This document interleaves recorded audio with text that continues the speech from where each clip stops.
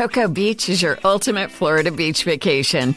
Pack your bags and open your mind. Adventure is calling from Orlando's closest beach. Cocoa Beach is Florida's secret gem that's got it all. It's the budget-friendly, retro-cool destination that families and surfers adore. Come soak up the sun and ride the East Coast's most famous waves. Start planning your one-of-a-kind getaway now at visitspacecoast.com. That's visitspacecoast.com.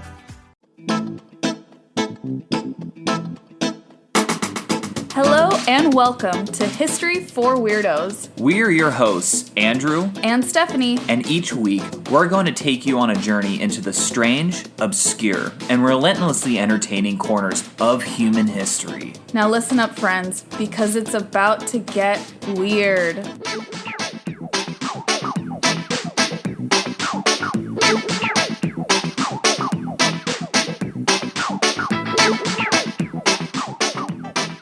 Welcome back, Weirdos, to episode number 79 of History for Weirdos. And happy Women's History Month, to all our female listeners out there. Yes, and happy early International Women's Day. Yes, that is Wednesday, March 8th, I believe. So the week that this episode comes out, I think we've covered a lot of really amazing women throughout history, and what an amazing way to celebrate Women's History Month than to listen to our episodes on those women. Absolutely. So if you haven't done so, if you're already here, you probably already have. But you know what? Maybe give it a second listen. A lot of our episodes focus on women because they're typically the unsung heroes of history. Yeah. Not exclusively, of course, but a lot of the time, probably disproportionately. Yes, or you could share one of your favorite episodes on a woman from our podcast with someone that you love. Exactly. And without further ado, Stephanie, I believe you have an episode on a man, right? No. Gotcha. No, she has an episode on actually a really interesting and intriguing female figure. Yes. Today, my friends, we will be talking about the remarkable Augusta Ada King, Countess of Lovelace Byron. Wow, that is really cool. Also, I love her first name, Augusta. Yes, Yeah. I thought you would. Or, as she's more simply known, Ada Lovelace. Also, I just realized I'm going to pronounce her name Ada. I think some folks see that spelling and pronounce it Ada.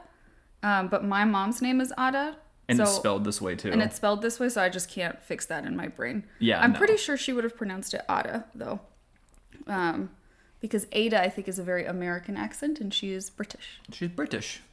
Interesting. Okay. I don't know. Someone's going to correct me on that, but I'm calling her Ada.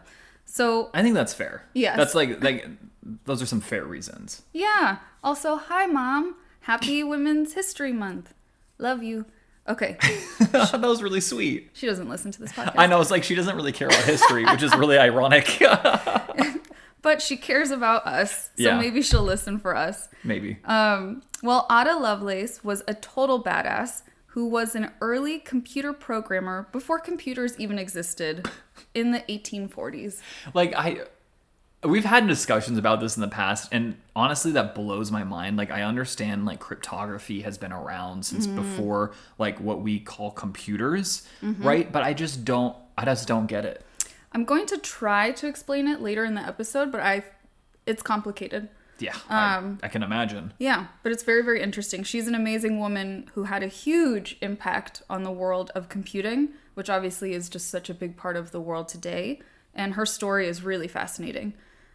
So let me tell you a little bit about her background. Yeah. Ada was born in London in 1815, and her parents were George Gordon Byron, aka Lord Byron, one of the most famous poets of the time, and I'd say he's probably one of the most famous poets ever, and Anne Isabella Milbank. Unfortunately, her parents' marriage was pretty rocky, and they separated when Ada was just a few months old. Wow, Lord Byron is, like, you're right, like, he's probably one of the most favorite or famous poets of all time. Yes, absolutely. He's just obviously an English icon, but I think just like a poetry icon. Yeah, I mean, I'm not a big person or a big. I'm not a big person. I'm not a big person. I mean, it's true, but I'm not big into poetry. And you know who he is. And I know who he is, yeah. Yeah, I get you. He's one of those names that you would recognize, even if you don't know his poems per se. Right. If you are interested in poetry weirdos and you have not read Lord Byron, his most iconic poem is She Walks in Beauty, and I highly recommend it. It's a gorgeous poem. And I'll check it out. oh, okay. Back to the story. Although English law at the time would have granted full custody of children to the father, always, children were seen as the father's property. Jeez. Lord Byron didn't want custody of his child, and he made just no attempts to claim parental rights. He told Ada Lovelace's mother, you can keep the kid. I just want my sister to be involved in her life, and I want my sister to keep me informed of her whereabouts. Interesting. So Ada didn't have a relationship with her father. He died in 1824 when she was just 8 years old. That's really sad. It is really sad. It's probably a safe assumption to say that he was a better poet than he was a father. Yes, I would dare say so. So despite her parents' troubled relationship, Ada's mom was determined to give her daughter the best life she could as a single parent and the best possible education. She recognized Ada's exceptional intelligence from an early age and encouraged her interest in math and science. But Lovelace did have an affinity for her father, despite her mother's efforts. For example, Ada described her approach to math and science as, quote, poetical science, which I think is a nod to her dad.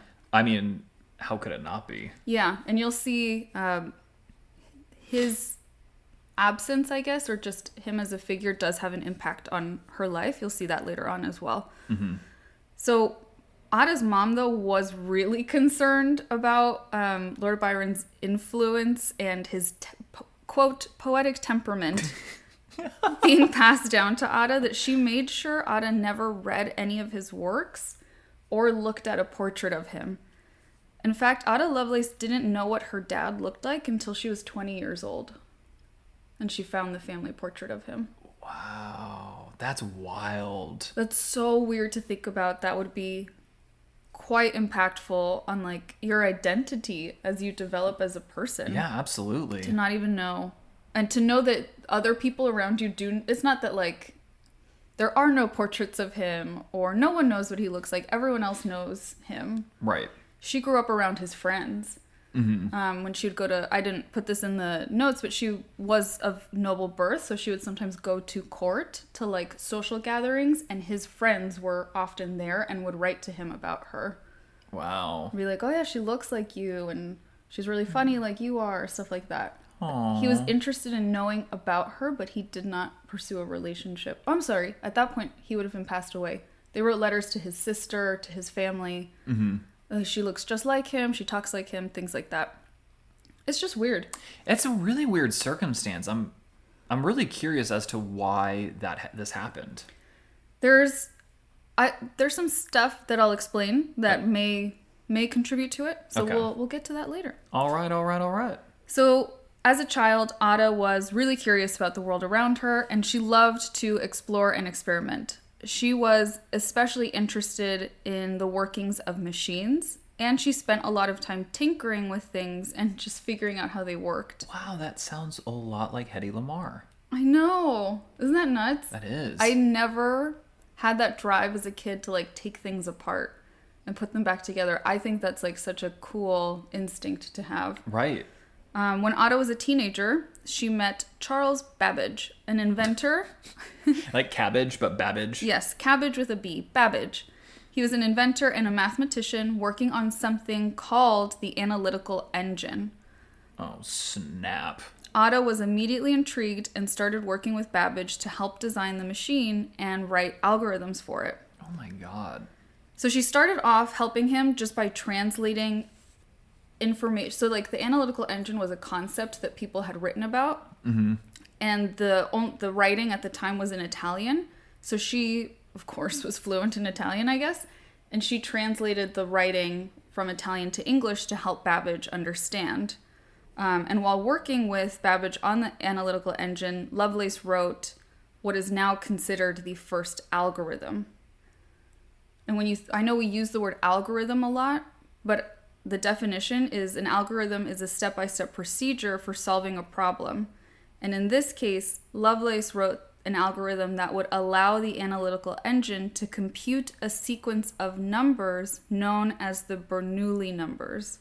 Okay, that sounds vaguely familiar from like 12th grade math. Oh, really? Yeah. Well, I had never heard of this before, so I Googled the Bernoulli numbers. And the Bernoulli numbers are like a code used by mathematicians to solve tricky problems. They are a sequence of special numbers that have interesting properties and can be found by following a set of rules. I will not explain any further. Yeah. I think most of our listeners are probably very happy about that. Good. You could think of them essentially like puzzle pieces that can fit together in different ways to help solve different problems. Okay. So some puzzles might involve adding up a bunch of numbers, while others might involve finding patterns in those numbers. Right. And I did absolutely look up explaining Bernoulli numbers to elementary school students to do my research so that I could try to understand what this was. I don't think anyone is going to blame you for that. Thank you. I appreciate it. Cocoa Beach is your ultimate Florida beach vacation. Pack your bags and open your mind. Adventure is calling from Orlando's closest beach. Cocoa Beach is Florida's secret gem that's got it all. It's the budget-friendly, retro-cool destination that families and surfers adore. Come soak up the sun and ride the East Coast's most famous waves. Start planning your one-of-a-kind getaway now at visitspacecoast.com. That's visitspacecoast.com. We all know a guy who only occasionally shaves for big occasions, and it's because that occasional shave really hurts. It's the time of year for big occasions, and yet there he is, suffering with that cheap drugstore razor. Let's help him out. Henson Shaving's line of razors, built with aerospace precision, deliver a smooth shave your dad, brother, and even son can enjoy, eventually. With replacement blades just 10 cents each, you'll buy it once, and they'll use it for life. How's that for the perfect gift? Celebrate with 100 free blades on your first purchase, and no subscription headaches. HensonShaving.com/holiday.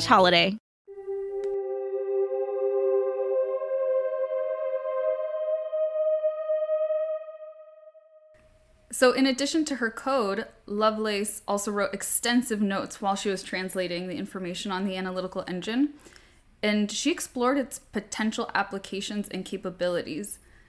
In one particularly prophetic passage of her writing, she wrote that the machine could be used to compose music, create graphics, and even simulate human thought processes. Wow. Does that sound familiar to you? And it's funny because it's like right now we're having major breakthroughs last 6 months in artificial intelligence. And think of how long it's been since she had these ideas. What, mid-19th century? Yeah. That's incredible. I was so shook when I read that. Yeah. So she was well over a century ahead of her time. Yeah, over and over again in a lot of the articles I read about her, it just would reference her as someone that was way ahead of her time. She was just brilliant, to be honest. Lovelace's work on the analytical engine was groundbreaking because it showed that machines could do more than just perform simple calculations. She understood that the analytical engine could be programmed to carry out complex operations and could be used to solve problems. God, that's so incredible. Yeah, people were just like, oh, we could use this to calculate stuff. And she's like, you guys, that's like the tip of the iceberg. You can use it for so much more. Wow. So she was envisioning a full-blown computer. Yes. Like a century before computers were going to even be a thing. Exactly. It's incredible, right? It is. Her notes and her translations on the analytical engine are now considered one of the most important documents in the history of computing. Oh my God. No big deal. No big deal. And let me tell you a little bit about her personal life, because her personal life is also very interesting. Lovely. On July 8th, 1835, she married William King, who became the Earl of Lovelace. That's where she gets that in her name. Oh. She was 19 years old, and she had 3 children. Wow. Yeah. Those children were Byron. He was born in 1836. And after his grandfather. Yeah, after his grandfather. So he's still definitely in her mind at this point. Definitely. Anne Isabella, who she called Annabella, who was born in 1837, and Ralph Gordon, who was born in 1839. So she had them all, fairly close in age, and she was young. However, their marriage was not a happy one, and Ada had several affairs throughout her marriage, including one with John Cross, who was a close friend and a very famous mathematician, apparently. I'm not a mathematician, so I had never heard of John Cross, but he's a big deal. He's a big deal. Okay. I hadn't heard of him either, so. Cool. Yeah. I don't feel silly. No. In 1841, Ada Lovelace got some interesting news. Her cousin, Medora Leigh, was the daughter of Lord Byron's half-sister, Augusta Leigh, which is where she got her first name, Augusta. Yeah. And they were both told by Ada's mother that Ada's father was also Medora's father. This confirmed what many suspected, which was that Lord Byron and his half-sister Augusta had an incestuous relationship. Ooh. Yeah. On February 27th, 1841, Ada wrote a letter to her mother, and in that letter she wrote, quote, "I am not in the least astonished. In fact, you merely confirm what I have for years and years felt scarcely a doubt about, but should have considered it most improper in me to hint to you that I in any way suspected," end quote. So basically she's saying, I always knew, I just thought it was inappropriate for me to let you all know that I knew. Like, I'm smarter than you. I'm very smart. I already figured this out. Yeah. But per my research, some sources state that Lord Byron and Augusta's incestuous relationship is a well-known fact. Okay. And others state that it was gossip. Just because there's letters between Ada and Medora and Ada's mother talking about it, I think it's accurate. Mm-hmm. But I just wanted to share that not everyone believes this to be true. Right, and you can't just do... I guess you could do DNA testing now if you had their like remains, the bones, yeah, for both. But back then they couldn't, right? Right. But obviously very shocking, very scandalous for any time, but I think particularly their time and as noble people would have been a big deal. Yeah. Overall, Ada Lovelace had a very tumultuous personal life, particularly with her relationship with her husband and her mom. Both relationships just seem to have grown more and more strained throughout her life. However, she did maintain a lot of close friendships, and those friendships just happened to be with pretty iconic people like Charles Dickens and Scottish scientist Mary Somerville and a bunch of other big names, which I think is so cool. Dude, that's really awesome. There are also historical speculations that Ada may have suffered from mental health issues, possibly including bipolar disorder or some sort of schizophrenia, schizoaffective disorder. Some historians have pointed out that her erratic behavior and emotional outbursts are evidence of this. And lots of people think that Lord Byron also had a mood disorder because he was known for being very up and down with his emotions and very unpredictable in his behavior. So what does the psychotherapist think of all of this? Look at this section of my notes. It's literally called Therapist Rant. That's amazing. We spend too much time together. You knew. Yeah. I'm going to have a therapist rant. It's really difficult to provide a mental health diagnosis for historical figures as much as we're all tempted to do that because of a few key reasons.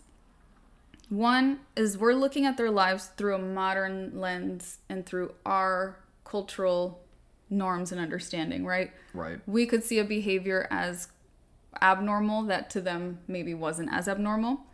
Two, our modern diagnostic criteria in the US, we use the DSM-5, didn't exist in their time, and people weren't necessarily documenting their symptoms objectively and scientifically in accordance to what we do now, right? So people were like, she's crazy, but that literally means nothing. She's crazy. She's crazy. I love that. And three, our diagnostic criteria is already biased and flawed. This is something that in the psychological community, there's a lot of conversation about. So we have a lot of work to do to make it less flawed. It's already not great. at diagnosing people, let alone people that are not around anymore. Right, and haven't been around for quite a while. Yeah. Also, I think her behavior being seen as erratic, she liked to gamble. She had affairs because she had an unhappy marriage. Again, culturally for them, I think those things were seen as very erratic for a woman. Right. She loved math. They were like, wow, she's nuts. But I think today we would just see that as a normal person. Right, maybe be like, oh, they're kind of like a genius. They're one of those... eccentric geniuses. Exactly, thank you. At the most, right? I don't think we would be as scandalized by a woman gambling. Right. Sounds like she just liked to party. She liked to party, and so did her dad. Yeah. And maybe that's what she inherited. Just the love of partying. We don't know. But that is the end of my therapist rant on that. Gotcha. I just thought it was interesting to touch on. So it's just pretty amazing to think that this woman was, again, so ahead of her time. And she accomplished a lot in a relatively short life. Sadly, she died when she was only 36. Oh, no. Yeah, she got uterine cancer, what we now know, I think, as uterine cancer. Yeah. She had been suffering from various illnesses throughout her life, and her health declined rapidly just a few months leading up to her death. She was buried at her request next to her father. Oh, so they got some reconciliation at least after their lives.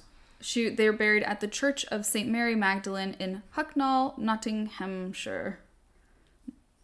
No, I didn't say that right. But it's okay. There we go. So after Ada Lovelace died, her work and contributions to computing were largely forgotten for many decades. It wasn't until the 20th century that people started to realize just how innovative and ahead of her time she was. In the 1950s, a computer language developed by the U.S. Department of Defense was named Ada in her honor, and it is still used today in many critical systems, including military and aerospace applications. That's kind of actually insane because I know with computer languages, they evolve so quickly that like it'd basically be the equivalent of like in human language terms, like 1950s computing language would be like us speaking like Akkadian or Sumerian or something. Yeah. It's just wild. Mm-hmm. In the 1980s, a programming language, again called Ada, was developed by the U.S. I'm so sorry. I wrote that funny. They updated it, renamed it Ada. So maybe that answers what you were just speaking to. Got it. Okay. So it was originally from the 50s, and it's rooted in that algorithm that she wrote with the Bernoulli numbers, but they updated it in the 1980s. The 1980s version is what we still use today. Got it. Okay. Mm-hmm. In 1991, the Association for Women in Computing established the Ada Lovelace Award to recognize women who have made significant contributions to the field of computing. Oh, that's really cool. Yeah, she's getting the recognition she deserved, just much, much later, obviously. Right. She's also been celebrated in popular culture. In 2009, there was a graphic novel written about her, and it's called The Thrilling Adventures of Lovelace and Babbage. Oh my god, that's amazing. It represents, or it portrays an alternate history in which Ada and Charles Babbage actually completed the analytical engine and went on to have wild adventures with their computer. That's so cool. I know, I think that would actually be a fun graphic novel to read. Oh yeah, absolutely. And then in 2015, Google celebrated Lovelace's 200th birthday with a special Google Doodle of her. That's how you know you really made it, is if you have a Google Doodle of you. I agree. You're like, I mean, is there any higher honor? No, there can't be. A Google Doodle is the highest of honors. Google Doodle. Overall, Ada Lovelace's legacy has only grown over time. Yeah. She's considered a pioneer in computer science, an inspiration to women in STEM around the world, and her work continues to influence and inspire new generations of innovators. She will basically always be remembered in the field of computing. Absolutely. Her story, I think, is a reminder that even in the face of adversity and limited opportunities, one person can make a significant impact on the world. And I think that reminds us how important it is to provide resources and opportunities to all groups of people. Oh, well said. Thank you. And then I wanted to end this with a quote of hers because I thought it was so sweet. She wrote, like in one of her journals, quote, "The more I study, the more insatiable do I feel my genius for it to be. So, like, the more I study, the more I want to study. Aww. Such a nerd. Nerd. She definitely would have been considered a weirdo. Oh, yeah. 100%. And that, she gets the weirdo stamp of approval. Definitely. And that is the story of Ada Lovelace. Why, thank you. I learned quite a bit, actually. I thought I knew, like, a decent amount about her, but I didn't. I like this. Thank you. Yeah, and my sources for today's episode were Encyclopedia Britannica, Computer History Museum, scientificwomen.net, and Wikipedia. Wikipedia had a lot of, like, the gossip, the chisme about her family. And there is a lot more. Her family is messy. Scandalous. Very scandalous, very messy. Also, there's still a Lord Byron today. Isn't that interesting? Oh, like... Yeah. Like, it's... I was Googling, obviously, Lord Byron to get a little more information on him, and one of the Google results was like, who is Lord Byron today? And I was like, what are you talking about? He's dead. But it's a title. Right. And it is a descendant of his, is today's Lord Byron. That's so wild. How badass, though, to go to parties and be like, I'm Lord Byron. Yes, I'm Lord Byron. I am the great-great-great-grandson of Lord Byron. I know. I thought that was really cool. But that's all I have for us today, weirdos. I really hope you loved learning about Ada Lovelace, because I truly did. I did as well. Thank you, my love. And that brings us to the end of the episode, weirdos. If you haven't already, make sure to rate, review, and subscribe to this podcast wherever you happen to listen. And also make sure to follow us on Instagram, which is @History4Weirdos. And until next week, weirdos. Adios.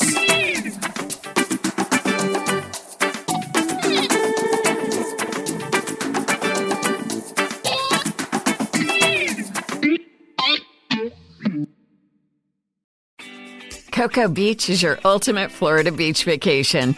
Pack your bags and open your mind. Adventure is calling from Orlando's closest beach. Cocoa Beach is Florida's secret gem that's got it all. It's the budget-friendly, retro-cool destination that families and surfers adore. Come soak up the sun and ride the East Coast's most famous waves. Start planning your one-of-a-kind getaway now at visitspacecoast.com. That's visitspacecoast.com.